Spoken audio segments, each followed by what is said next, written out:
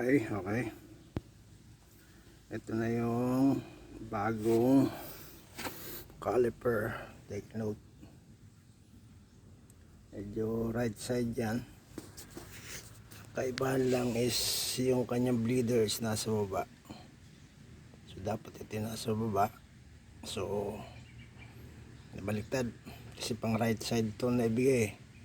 Pero almost working pa rin naman. Ayan. Effective naman siya. So almost okay na. Tapos ko na siya na blade. Ito na siya. Ito yung kanyang. Ayan. Okay. Ayan. Yan sa likod. Okay. Working lahat. So, almost pandarin ko mamaya. Double check.